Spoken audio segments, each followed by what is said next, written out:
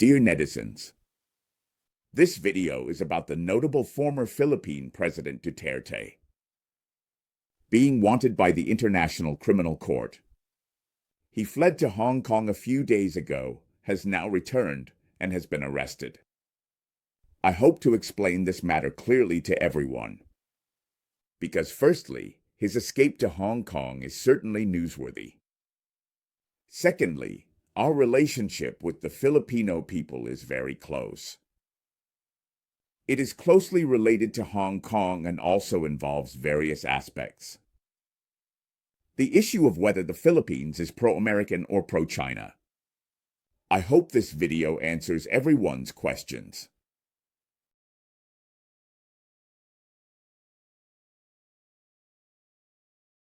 Thirdly, this video is about former Philippine President Duterte because he is suspected of initiating a bloody war on drugs, which involves crimes against humanity. The International Criminal Court in The Hague is currently handling the case. He needs to be extradited because there is a red notice for his arrest. Extradited to The Hague for trial, not tried in the Philippines. Duterte, on the 11th, indeed returned to the Philippines from Hong Kong on time. The Philippine police arrested him upon his arrival at Manila International Airport. He has been detained under the arrest warrant. Bail is absolutely not allowed, and he will be extradited to The Hague. These are very serious crimes. Former Philippine President Duterte and his daughter. Current Vice President Sara arrived in Hong Kong on March 7th. People speculated whether he came to Hong Kong to avoid arrest by the International Criminal Court. Arrest. Duterte and Sara March 9th.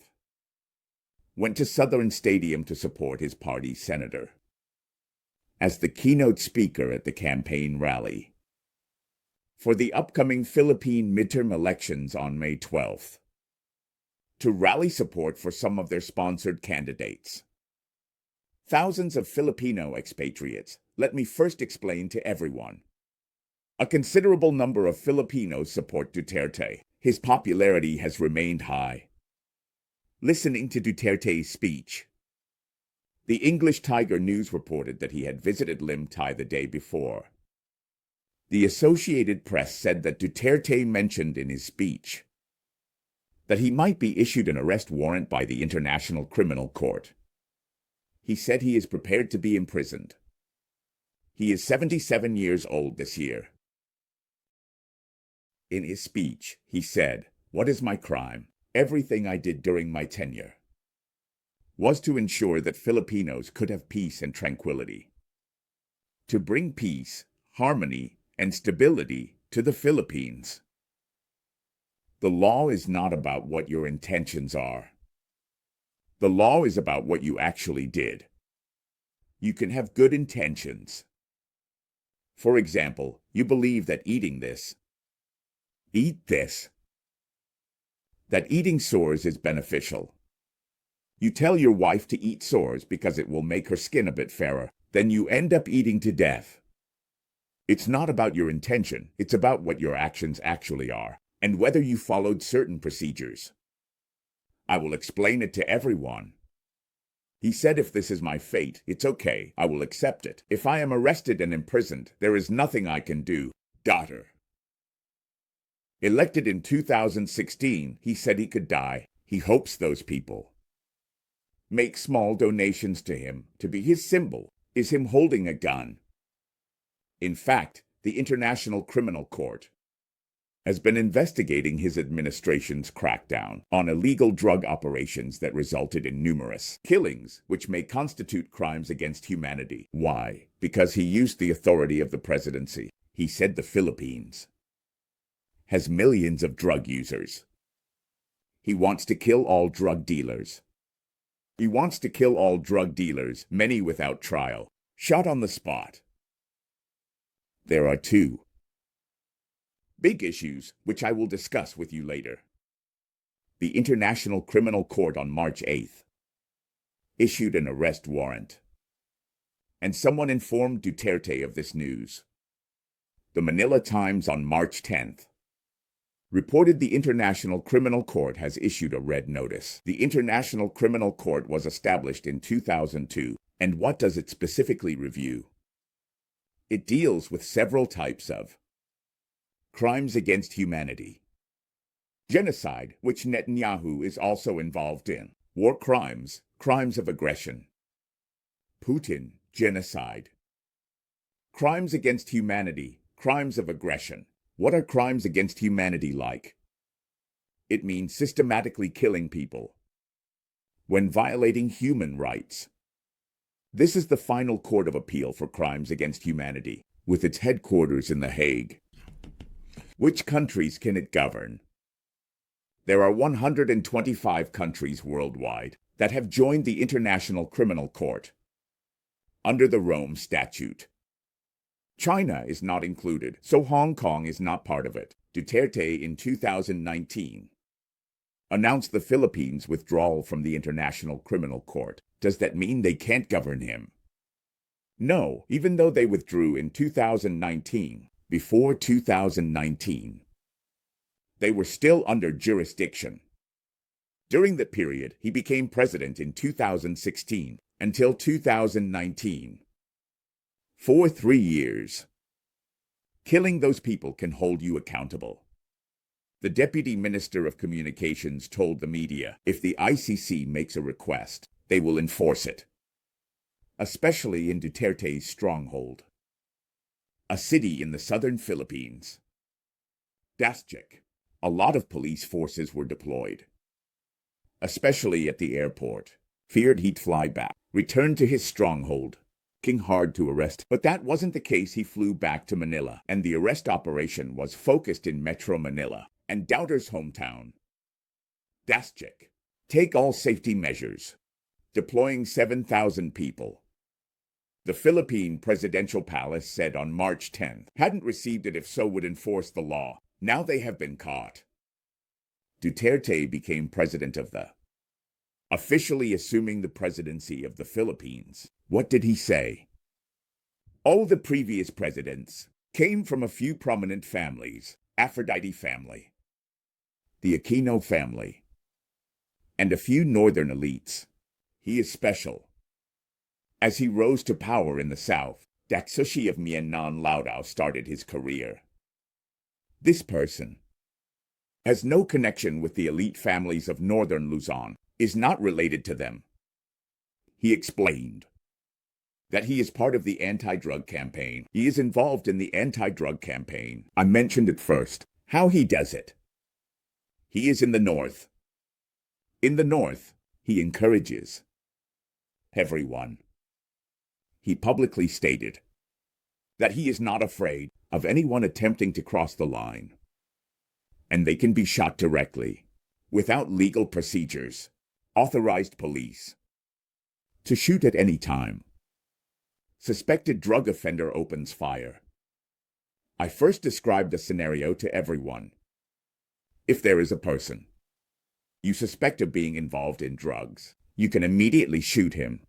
No need to arrest him first. Second, for those you suspect of being drug offenders, the police will issue a blacklist and send some people to kill them. These people are masked and come out on motorcycles. They are called vigilantes. You can imagine there are two major issues.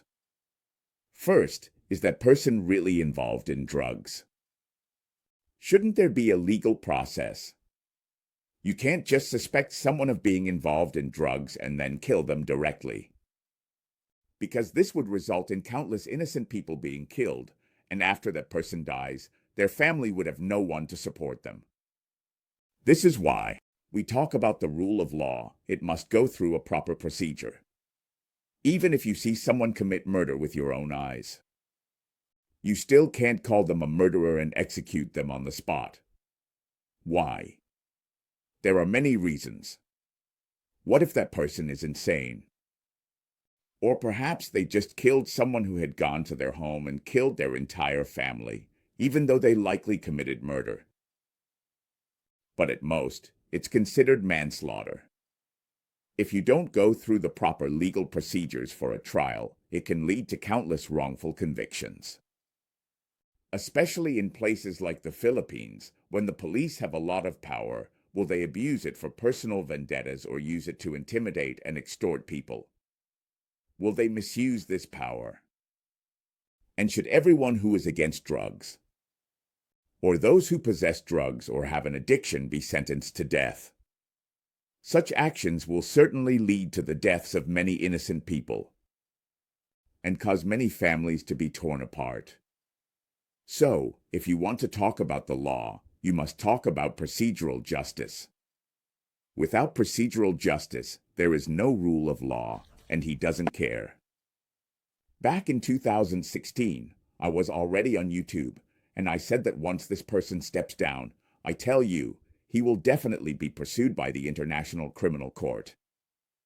As soon as he loses the protection of the Philippine government, he will be caught.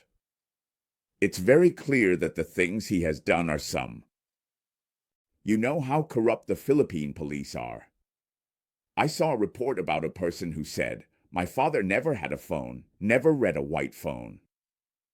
And yet he was accused of being involved with drugs and was beaten to death.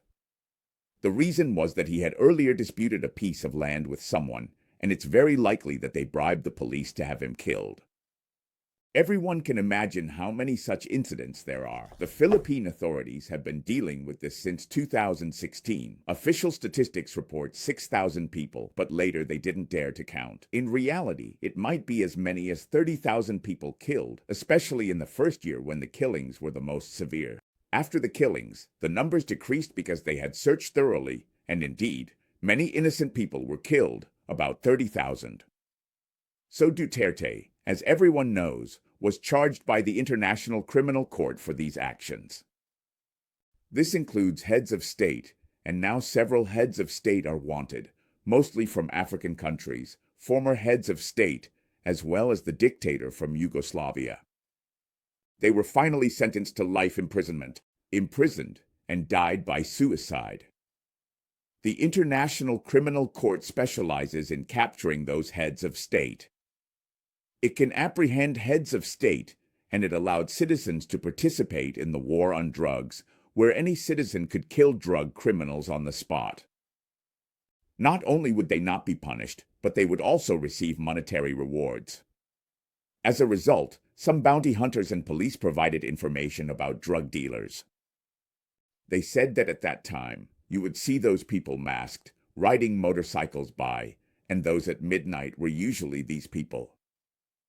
He said you never know when they might open fire or who they might kill. Carrying out assassinations with guns could earn them up to 1,000 Hong Kong dollars in rewards. He once boasted about the massacre, wanting to kill 3 million drug users in the Philippines, proudly comparing the anti-drug operation to a difficult task. The 10-year-old massacre led to the disbandment of German and Jewish organizations, and it didn't stop there. During the peak of the anti-drug campaign in 2016, an average of 3.1 people died per day, which was considered low. At that time, dozens of people were killed each day. I can tell you, over 100 people, but it later decreased, because there was a lot of currency flow. Later, they realized they couldn't continue killing like that, and the situation with drugs in the Philippines did not decrease, it remained the same. After one round of killings, new people would emerge. The drug abuse situation in the Philippines is caused by many factors. First, the Philippines has convenient transportation and is a hub for drug mixing. The country is divided into many areas of influence. And within these areas of influence, there are many gaps that anti-drug individuals can exploit. Third, corruption, and fourth, overpopulation. The Philippines does not allow birth control. Each family has 6 or 7 children due to Catholic beliefs, and all the kids are roaming the streets, making it easy for them to be drawn into anti-drug activities. If you don't address these issues, relying solely on random killings won't help solve the problem. But Duterte indeed advocates for a free economy, allowing his subordinates to manage economic issues. He relaxed protectionism, and the economic growth in the Philippines has been quite good. His popularity is quite high, I must say. His approval ratings are good. But he did something that caused a lot of children to become homeless due to the anti-drug campaign. Many families lost their source of income, and the public fell into panic. People were wrongfully killed due to personal vendettas, and if you offended a police officer, they could get you killed.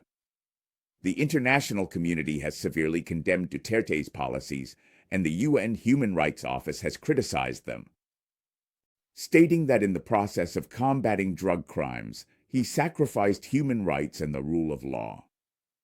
The Philippines has become wealthier in recent years, but it's really those local powers intertwined in Central, and corruption remains very serious, creating many breeding grounds for crime.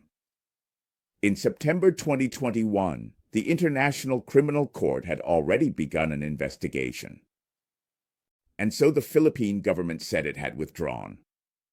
On October 28, 2021, he said an investigation was underway. He said it himself, admitting at a Philippine Senate hearing that he ordered the police to encourage, telling them to resist, telling those suspects, and then kill them, regardless of whether they resisted or not. You can kill him, then place a knife in his hand, or put a gun in his hand. Everyone knows how the Philippine police are. I encourage criminals to fight, encourage them to draw their guns. This is my instruction. If they fight, then kill them. The House of Representatives Human Rights Committee, Duterte's statement. His statements like these, he has actually said many times, publicly saying I don't care about human rights, kill first and talk later. I encourage it, even saying I would personally kill them myself, speaking so excessively. Bearing the crime against humanity, government departments should determine who is criminally responsible. Besides Duterte, those who actually carried out these orders on that day are equally guilty of human rights violations. When it comes to these crimes against humanity and genocide cannot be defended by simply claiming to have followed orders from superiors. These crimes.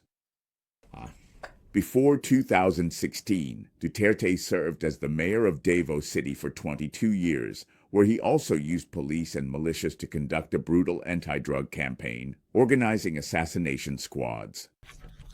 During his tenure, there were 12 cops. He also killed 1,442 people. No one dared to oppose drugs there because it was actually a very small place. Davao City transformed from the murder capital to the 9th safest city in the world, which is why he was elected. So he was elected as the president of the Philippines despite not being from an influential family, and he had high public approval. His daughter, Sara, is currently the vice president and is facing multiple impeachment charges, including violating the Constitution, betraying public trust, and corruption. However, she has denied all the charges. When Marcos came to power, Bongbong Marcos allied with their family, and he became vice president. This arrangement was actually their support for Marcos's election to avoid running against Marcos. Marcos dropped charges against the president. In fact, it was an unethical move, considering past actions. Who would have thought that once Marcos came to power, due to China's aggressive stance, he would become anti-China and pro-America? His stance was very different from theirs, leading to conflicts between the two sides. As a result, he left the government after having a serious conflict with Marcos. He was preparing to run for the next presidential election. As you know, the president of the Philippines can only serve one term and cannot be re-elected.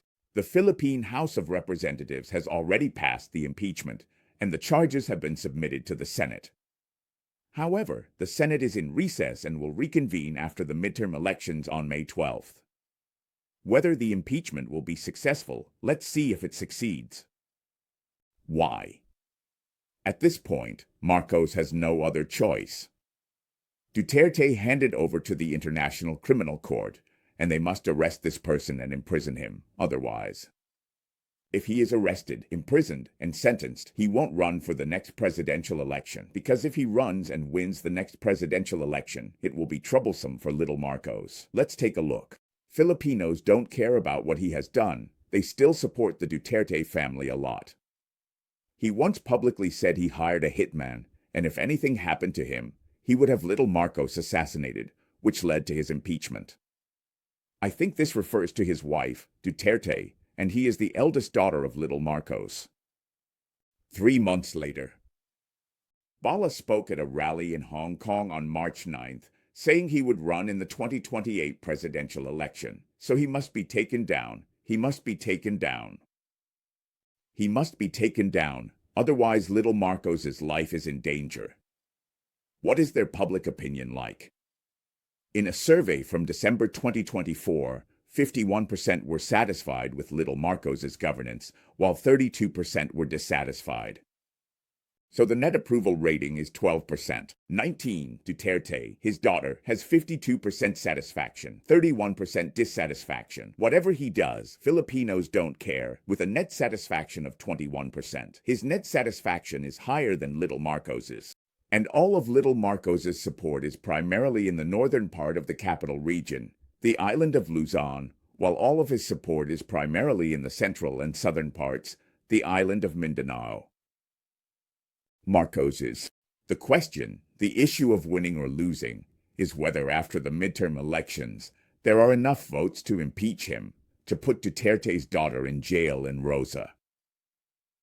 In 2025, the Philippines will re-elect 12 seats, similar to the United States, with pre-election indications showing that 8 candidates endorsed by the Philippine ruling coalition are expected to win, estimated to secure 7 to 9 seats. Why is that? The opposition won 4 seats, but there are other opposition parties, so they only have 1 to 2 seats at most. Why is that? Because the ruling party always wins in these elections. Because they use administrative resources, they find local figures, just like in Taiwan, people with public appeal, celebrities, singers, football stars, boxers, to run for election. So they join the ruling party. It's similar to how the Kuomintang in Taiwan used to recruit well-known individuals to join the party and run for election, ensuring a win. The House of Representatives has 317 seats, and the ruling coalition holds an absolute majority advantage. Now that the House of Representatives has passed it, we wait for the Senate.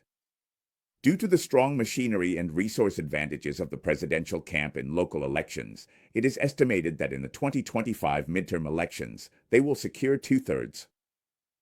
2.5 million. 8 seats, with the opposition and independent candidates holding only a few seats.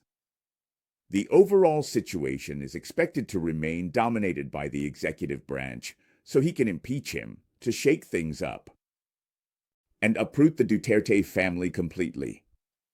That's the whole story.